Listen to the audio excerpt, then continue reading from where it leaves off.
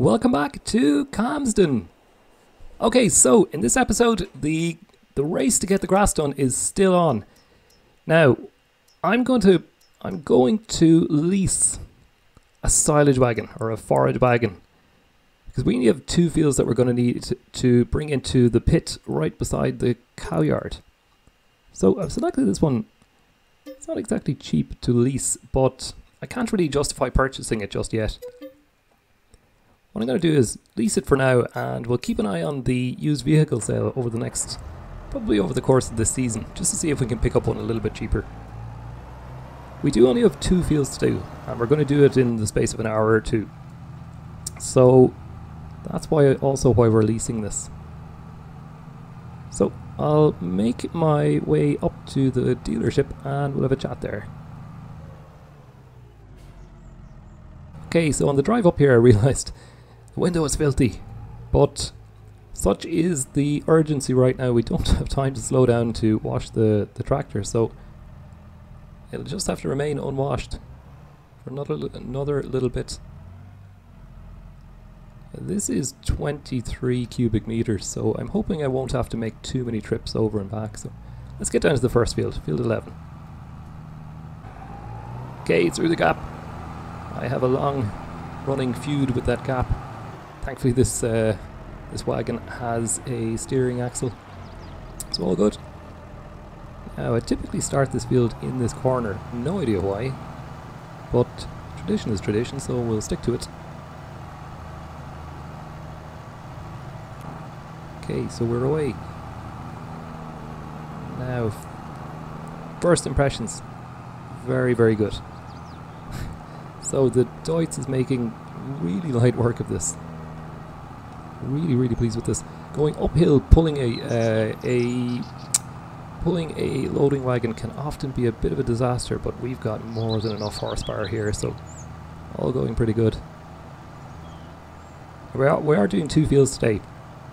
Field 11, which is this one, and 4, which is the one across the way from the arable farmyard. That one has a long trip all the way back to the silo, but this one is reasonably short. I just thought we'd get this one out of the way first. I'm monitoring the percentage full here, and there's a chance. There's an outside chance we get this whole field into one load. I don't know if that's a good thing because it's convenient, or if it's a bad thing because the yield is so poor. But we'll give it a couple of minutes and we'll find out. Okay. Raging ever closer. Oh, I don't think we're going to get there. I think we're going to leave a very, very small strip.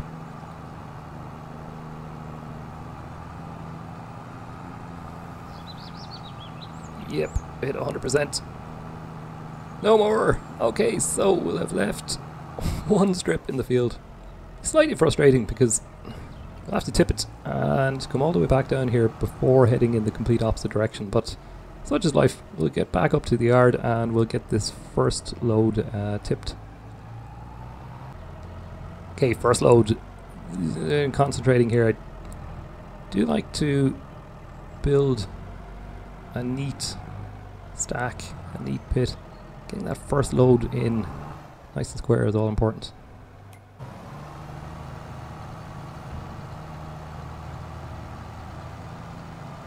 Okay, so nice and central. I do like to sort of drop and then pull forward a little bit and drop and pull forward a little bit. I find it's easier to create a neater stack that way than it is to come at it with the forks of a loader later. We'll see a bit more about that later. So dump this, we'll go down and grab that last little bit of strip in the first field and then we'll move on to field 4. Okay, got that strip. Not enough to warrant going back to the yard with it. We'll go straight to field 4.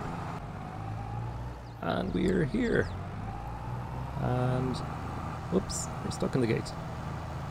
I was hailing the steering axle earlier on and here it is, making life hard for me.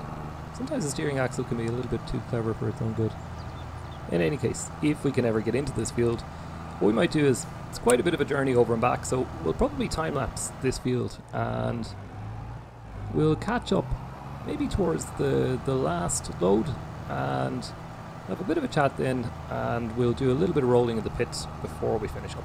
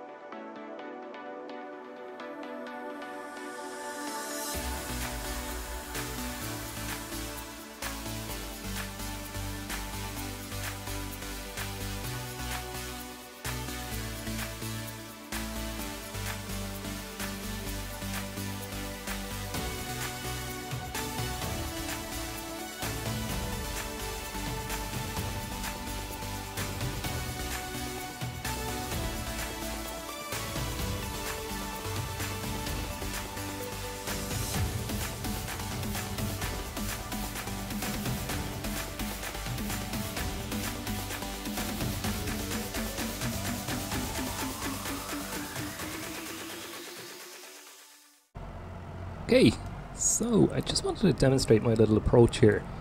Not that it's groundbreaking by any means, but I'm just going to drop in what I think will be our second last load. I think it'll be our second last. I think there's only one more to go. So you see I've started emptying and the dial is stopped. It means the ground underneath the door is basically full. So what we need to do is just pull forward a very slight bit and stop, and it'll start emptying again.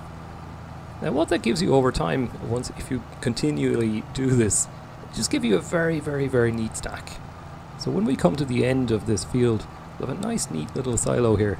And it's a lot easier. I find it's just a lot easier to do it this way than to try and sculpt a neat stack with a loader. It's just a lot easier to do it this way.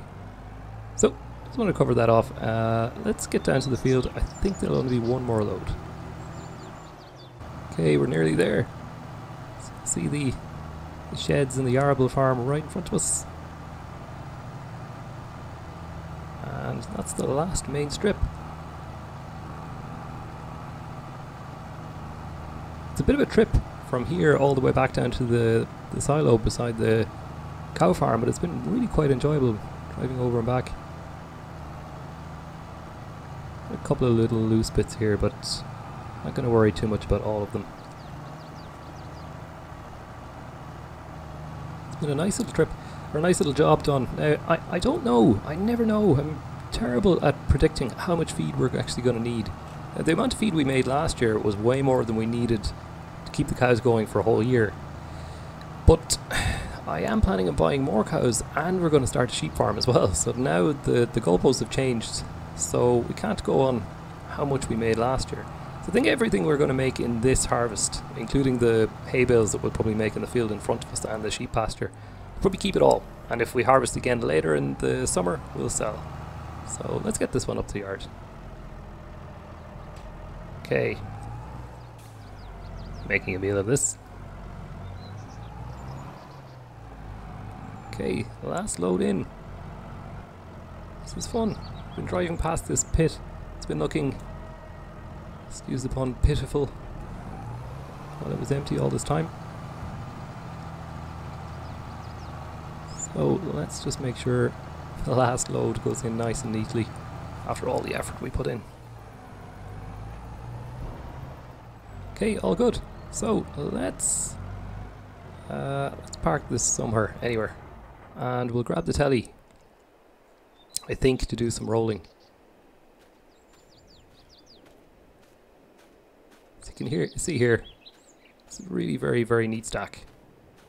Pleased with that. Really pleased with that. It'll probably flatten out and soften out a little bit more even after we do some rolling. But yeah, overall I'm really pleased with that. So, you know what, I'll use the tractor. It's heavier. It's a lot heavier than the telly, I think. So if we use the tractor, there we go.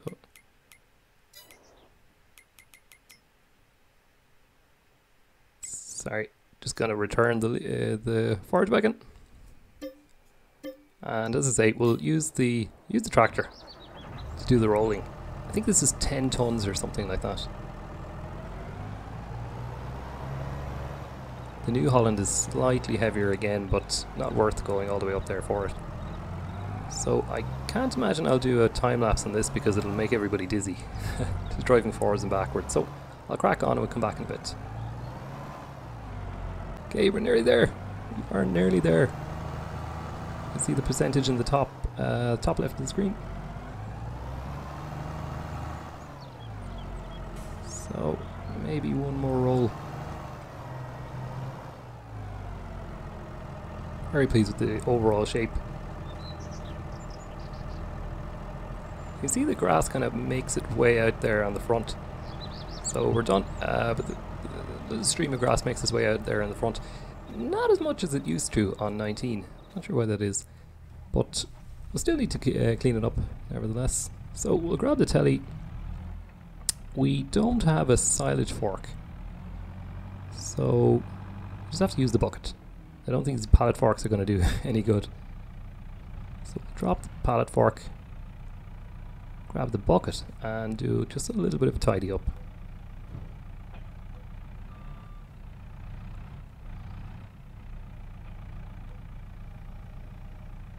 We can. Perfect.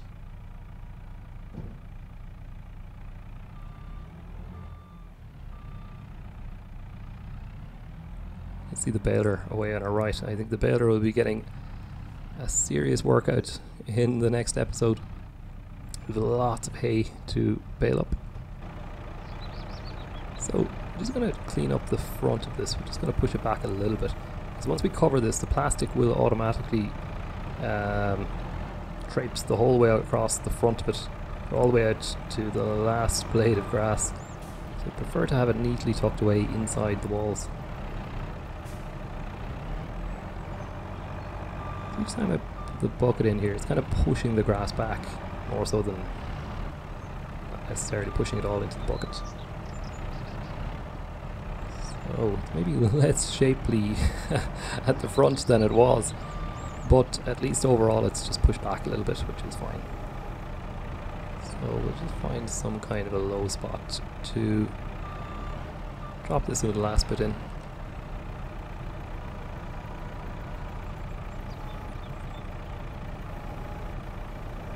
Yeah, there should do. Anywhere. Of course, once you do this, once you scoop up some of the grass and put it back in, the compaction percentage drops. So you just got to roll over it once or twice more again. So we'll just get the tractor, we'll roll over it, and then we'll be able to cover it. It shouldn't take 30 seconds to roll over it. Okay, it's a little bit more lumpy than it was last time. All thanks to my so-called housekeeping.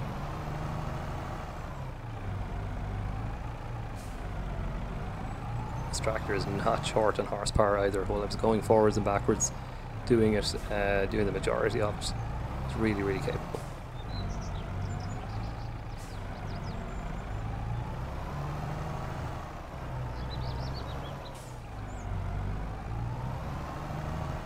There we go. There we go, 100%. And it's a good looking pit, even if I do say so myself. So I'm really pleased with that. There's one big job out of the way. As soon as we get it covered, we just have all the hay bales to do. But we should be able to knock those out pretty quickly. So, depending on what system you're playing on, I'm on PC, I'm going to hit L3 because I'm using a controller. And that's it. The pit is now covered and it will ferment over a certain period of time and eventually turn to silage. So that's our pit all in. As I say, we still have a lot to do, so we'll leave this episode here, but in the next episode we'll be cracking on with the hay bales. Tune in then.